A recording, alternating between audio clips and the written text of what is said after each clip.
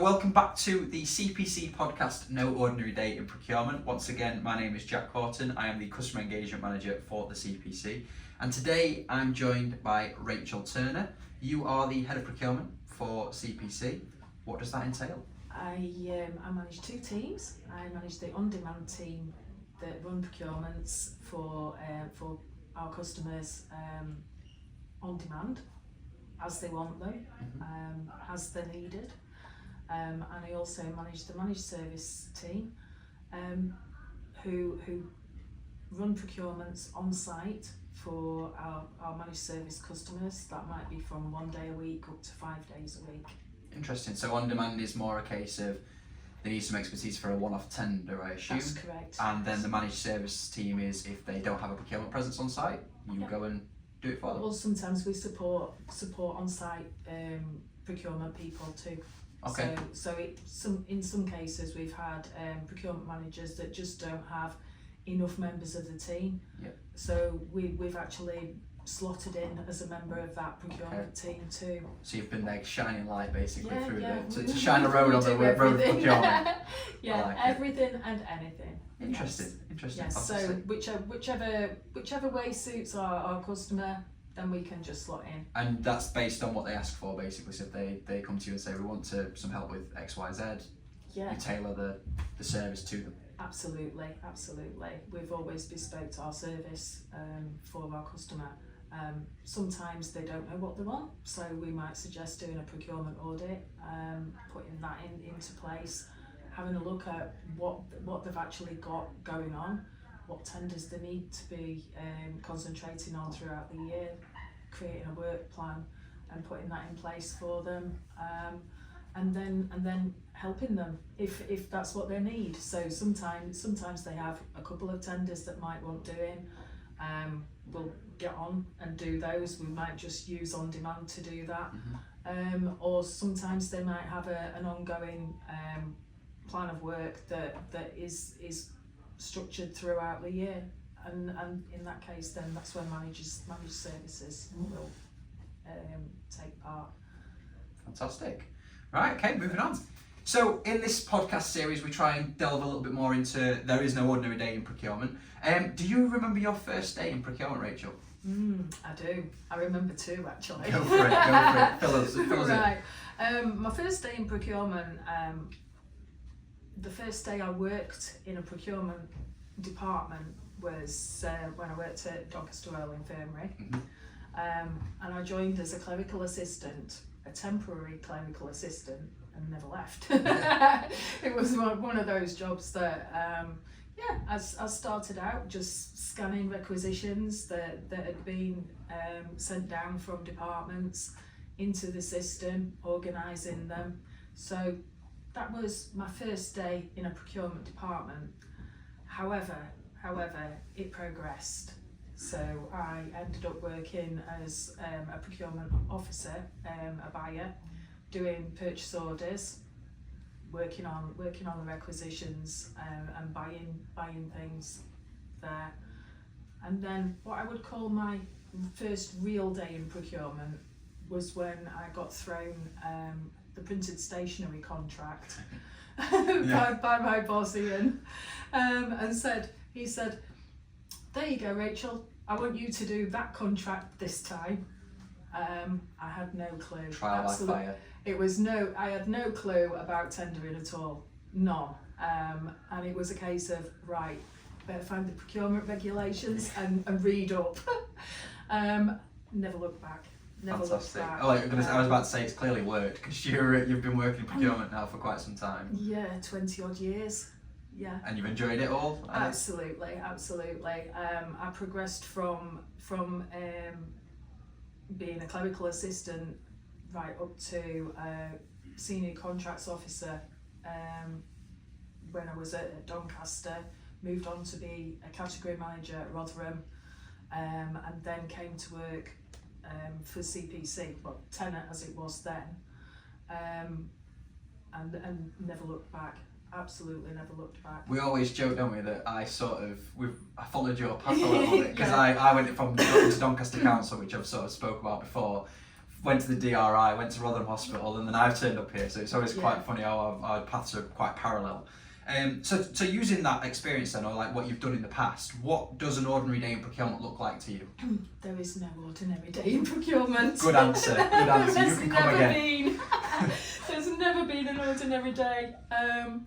There's never been a mundane, boring day in procurement because there is such a variety of categories, such a broad breadth of things that you can buy from your goods, your services, buildings, anything at all. So I don't believe that any day is boring or a typical day. Excellent. I think that's a general consensus we've been having from Is it loads of our really? guests so far. It's sort of, well, everybody fell into procurement, which is one thing, which clearly you did as well, but also that you never really know what's going to happen until the next day it occurs, and then you come around and go, oh, actually, we need you to procure this now, which literally happened to you, and it's like, okay, yeah, I'll learn on the spot. So, great. You know, if you could relive one of those days then that you've had in your procurement career, so all the way when you started DRI to now, what day would it be? What was something that you worked on? You thought, I love doing that.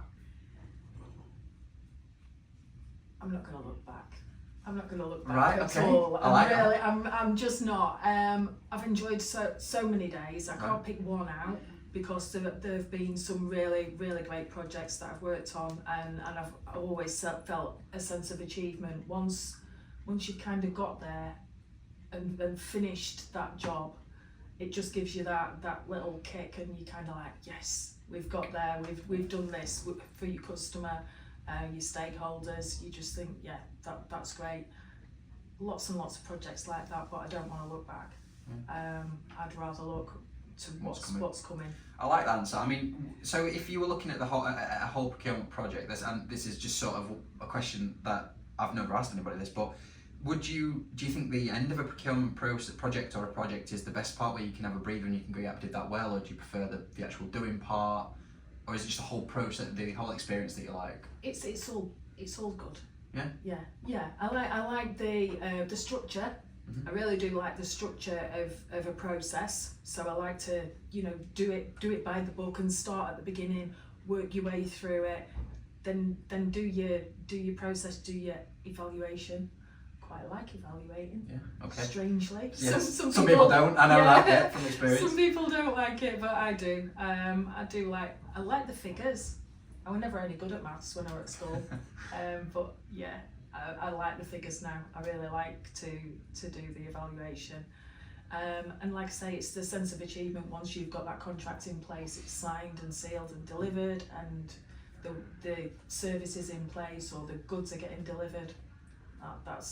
I think that's a good one about the evaluation section, because we've not actually spoke about that before on this podcast, and the evaluation section is almost like you're reaping the rewards of your actual process, and it's the fun part, isn't it? Because you get to see what people have sent back to you, and you can sift through it and say, did they interpret it correctly? It's them that you know that you've written your ITT right. Exactly. Yeah, I'm about to say. So and then sometimes you then, through experience myself, when I've worked with the people at Doncaster Council, when they've not been getting the answers that they want, then you think, oh, they didn't write this correctly, and it's sort of a learning curve, isn't it? You either get the good part where you can say, yep, did that, we smashed that, we've got what we needed back, or you've got, oh, hang on a minute, something might have gone wrong here, they've interpreted it incorrectly. So it's quite interesting that, because I don't think I've actually spoken to anybody that said evaluation is the best part. So I like the evaluation. I like to see, because you never know who's going to win. Exactly. You never know until you've got those figures on the paper. You never know. Yeah, I like that one. Yeah. So we've obviously covered the positive side of procurement. Did you ever have, or have you ever had, a nightmare day in procurement? And what happened? What did you learn anything from it? Was it back in the old days? In fact, I've had two. Okay, I've had go two. for it, Okay then. So back in the old days, I was ordering paper cups for the hospital. Right. I was yeah, exactly. It was just like one of those things. When you're a buyer, you just get in there and order what they want. So yeah, I was supposed to be ordering 100 paper cups, not realising that they came in packs of 1,000. The ones that I was ordering, so I ordered 100,000 paper cups. It's like, where do we put all these? They had to go back. Luckily it was NHS supply chain then. and yeah, they went back. So that was a pretty bad day, especially when I'd not realised what I'd done and they just arrived. And you were like, heart drops, and you're like, oh dear. Yeah. The other one was when I sent out something that I shouldn't have sent out within an ITT. And one of the suppliers let me know pretty quickly that shouldn't have gone out, because it did have information on it that shouldn't have gone out to the other suppliers. I think if it had gone out now, it would have been a data breach, you know. But luckily, back in the day, it was an apology, a profuse apology to the supplier, and please delete this from what we've sent. It all turned out well. I'm about to say, I think that's the main thing. They were very reasonable, the supplier. If it's rectified, I mean, we've obviously we work in similar roles, like we're managers, aren't we? And we have some, you know, people that we manage within the group, and there's been various times where people come to me and said, "Oh, I did this wrong," and a lot of IT based stuff, you know, tech stuff. I mean, one of my own experiences was we use Proactis to procure things as the procurement portal at Doncaster Council. And when I sent out for the waste management, which was multi-million, my first proper OGU tender as it was back in the day, and I somehow messed it up so that people couldn't actually reply to clarification questions. So you could send all the questions you wanted, but you couldn't answer them. So I had to really pull it back and start from scratch, and you have to, you know, apologies, it's human error. But I try and get that across to my team if they do something wrong, and even my own, it's like, this will get sorted. Yeah. Don't worry, that's the big thing, isn't it? And that clearly you learn that from those experiences, was it's not the end of the world. Yeah, and that's it. When we're, I mean, as a procurement consultancy, we send out so many items through our tendering portal. But one of the reasons why we put the extra checks in, we have somebody actually check what we're sending, is because of that mistake that I made. It was like, actually, I want somebody to check my work, mitigating it, just to make sure that I've not included something that I shouldn't have included. And that's the way that we work now. And if somebody makes a mistake, there's no blame with it. It's just, okay, then let's put this right. Curve? Let's put this right. I like it, and I think it brings it back to that no ordinary day, doesn't it? You know, all the projects are so different that there's always going to be that little hiccup where it's something you've not done before, or you're learning because it's something that you're procuring that's not this, you know, and you are always learning. And I think that's the main thing about the consultancy team as well, is that you do work as like a cohesive unit. You know, if someone was to utilise a consultant in their establishment or the on-demand team to do a project, there's that whole group that's actually behind that. Someone might be assigned it, but they've got the whole team behind them, so they this is it. I mean, we've got shared places on teams that we can share our knowledge. You know, procurement knowledge share. Everybody who's a procurement consultant can access that. Everybody can ask a question.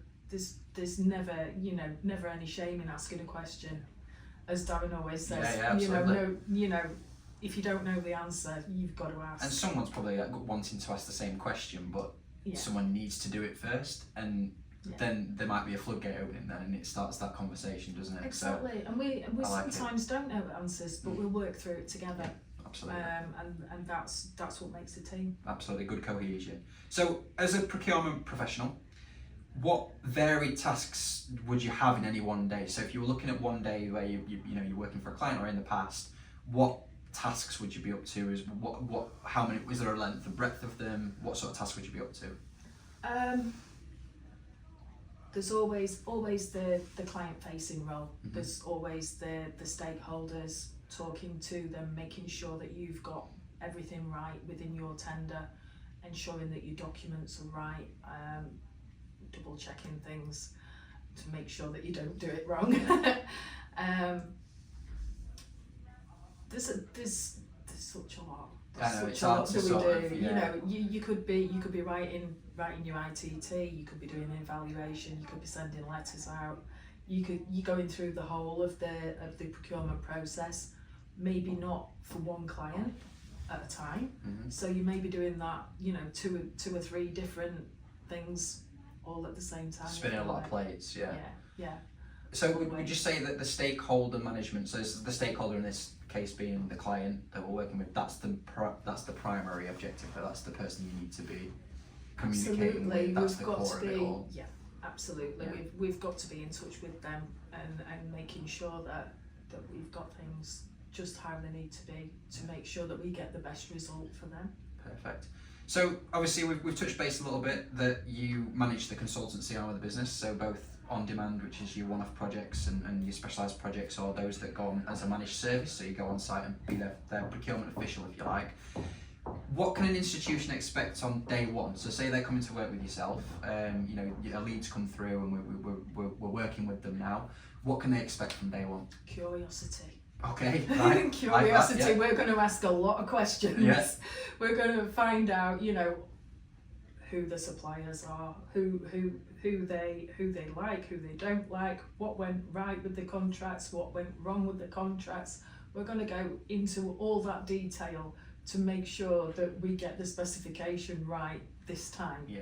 For them, to make sure that we manage to procure a company or a supplier that is the correct supplier for them. Mm-hmm. Wonderful. I mean, we as our team, the RPA team, we obviously deal with people, don't we, and potentially signpost them to yourselves if Absolutely, they need that extra support. Yeah. And they always ask that question: what would consultancy do? What would they come in and do? And we're always like, well, the first thing they would do is they'd just be open, honest with you. You know, they'd come in and say, what do you need? Let's get to the bottom of it together. Let's get your specification right. 'Cause I think most people who aren't from a procurement background, they don't know what they need to cover in that specification, because that is your Yeah. meat of it, isn't it? You are asking for something, you need to make sure that you get that right. And they always ask, what would the consultancy team do? And it's like, well, they'll get that right, and they would sit with you and go through everything that you're working on, what you want to get out of it, and tailor it based on what they need. So I like that. Curiosity is a good one, and that's procurement in general, isn't it? Yeah. You know, it's no ordinary day. We keep saying it's what is it that's being procured here? How can we do it better in the best possible way? Yeah. So I really like that. So, is there a day that you remember being particularly proud of when you're working in procurement, whether it be here, you know, within the consultancy role, or before? Is anything you've been super proud of working with it? Oh, so many. There's been so many, because I've always got that kick out of making sure that something was in place. I did do a dental centre for Bradford College. It was one of those. We never knew whether it was going to go right or wrong. Right. And I was fresh out of NHS at the time, so I was kind of up on the medical stuff and what have you. But when we were kind of halfway through it, and I thought, will this ever get off the ground? But yeah, when it opened its doors and they started training people in there, I was walking past, you know, and I was like, yeah, I can see I did that. Yeah, again, I do that. You get that moment. That's so out of the ordinary. So how does that come about? Does the college say, right, we want a new, we're doing dentistry courses? Yes, it was a dentistry course that they wanted to do. Yeah. And they'd not done it before. This was all brand new. No, it was all brand new. So I set all that up, and it was like, yeah, there Incredible. you go. That was one of mine. How different? Well, I celebrate other people's wins Yeah, of now. course. Yeah. From where I am now. We've done buildings. You know, we've done new buildings for clients. Flamingo enclosures for Hotwood Hall. Michelle did that. Right. What was that? What was the why did they want a flamingo enclosure? Because they have like a zoo there. Oh, okay, right. It's like a land-based and land-based college, and some parts of it are land-based, but they've got like a zoo there, and so one of our procurement consultants did do that flamingo enclosure. Interesting. Yeah, I mean, I like the idea of though always being proud of what you do. You know, that's the main thing. You put your name to it. You want it to be good, but also I think we've just touched base on there about how you celebrate other people's successes as well. Particularly being in that management role. Yes, you may not have had a direct influence, but you've had an indirect influence because you've managed them with the project and you've passed on your expertise, haven't you, in doing that. So I really like that answer. On a scale of Monday to Sunday then, what day or specific day of the week would you say is procurement? I've had a really good think about this. Right. It's Tuesday. Tuesday? It's definitely Tuesday. Why Tuesday? Well, coming from Doncaster, it's market day. Okay, right, yeah. So you've got your fish market on, you got wool markets on, yeah. Okay. Well, we used to. Yeah. Other than that, I've got no idea, but it's definitely Tuesday. I like that answer. I wouldn't have thought Tuesday. I'm not gonna lie. What day is it for you? I'd say Wednesday. But this is specific because Wednesday we start with our team meeting. So it's 9 till 10. So it's the first thing you do is I speak with my team and see what we're all up to, and that's where I suppose my no ordinary day in procurement comes in, because everybody's working in my team, which I've touched base on before, working in such different regions and with such different members, that it's really interesting to hear what they're working on and how they've helped them in that path of getting to the answers that they need. And then usually we do webinars on those days as well. So the long story short, Wednesday is my busiest day, and I feel like procurement is not in a negative way, but it's a very busy job, and Wednesday is just the busiest day. So I think that's the day where at the end of the day I sit down and go, long day but a good day that.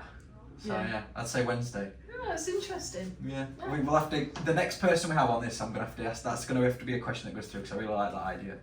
So the Procurement Act came into play in February. It did. They went live. Having had obviously significant time to assess the regulations impact, and you're obviously working with clients a lot, and they're now having to trudge those murky waters of the Procurement Act now and what it's asking of them. What are the key things that you think people need to be aware of within procurement about the Procurement Act? It takes longer. Right. Okay. It takes longer than you think. Yeah. Don't start your new procurement 3 months before you need it. You need at least 6. Okay. Possibly 9. You need to do all the work up front before you even think about putting that tender out. And that will stand them in good stead. And if they don't start early, everything's going to be rushed. That's where the mistakes happen, and that's where you'll fall foul with the Procurement Act. You really need to be up and at it and on it early. I think that's you can run that with any procurement though, couldn't you? The more time you've got to know what you need before you need it. It's the milk analogy, isn't it? If you've got half a milk can left, you go and say you need more milk. If you've got only a tiny bit left, you go, oh dear, we're running around now trying to find a shop that's open. Yeah. It's that sort of thing. It is. So I know that obviously you're directly involved, or the team is directly involved with the Procurement Act, and it's got a lot of transparency requirements around it. Has anybody dealt with the new transparency? Have they done more notices, anything like that? Have they found them difficult? We're really lucky because our system actually sends out all notices that it needs to. Oh, the portal, yeah. Got you. So as we're working our way through each of the processes for a tender, it's sending out those notices as we need them. Okay, so it's not been super laborious yet. It's not been too onerous for us. It's just that we have to be aware now of each stage, each item. Yes, there's going to be a notice. We've got to make sure that we are keeping up with things on the portal as well. But yeah, it seems to be taking longer. Okay. For some reason, everything just seems to be that bit longer. I don't know whether it's because we're getting used to the new. I think that's the Procurement isn't it? Act. Yeah. However, we've been in there 6-7 months now, 8 months. Yeah. Everyone's still, even when we go to events, with the team that I look after, and people getting asked questions, and even we're saying, look, we're still waiting for want of a better term, wait for someone to do it wrong, so that we know what the repercussions really are if you don't do it right. I mean, you obviously, just going off on a bit of a tangent, there's the schools exemption now within there. Have any of your clients, or through experience, have you dealt with the schools exemption yet? Has it given you any leeway? It does give some leeway, but not an awful lot. No, it's threshold, isn't it? A lot of our procurements are going to be fairly high value anyway. I mean, not to say that we don't do the lower value ones, but the lower value ones, because of the exemption, they're a bit pretty easy to run through. Yeah, I suppose it's more self-serve at that point, isn't it? Or we as the RPA team can come in and give a bit of a handheld approach, but because there's not as much hoops they have to jump through, it's not as onerous. Yeah, and of course you've got frameworks. Yeah, you can use a framework for anything. Yeah, so wonderful. Ideal. And then the last question for me, so we've ended this a few times for some people. There's no ordinary day in procurement because, finish the statement. every day is different. Yeah. Every day. It's like it. always different. No two procurements are the same, ever.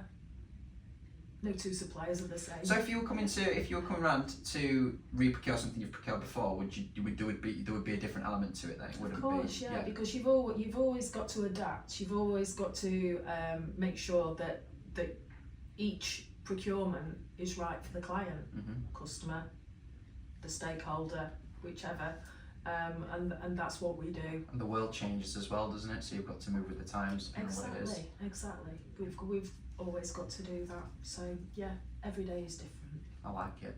Well, thank you very much for joining me today. Really Okay, appreciate your pleasure. time. It's been great to speak to you. I know we speak quite regularly anyway, but it's always good to catch up. And thank you for joining us for No Ordinary Day in Procurement. Thank you.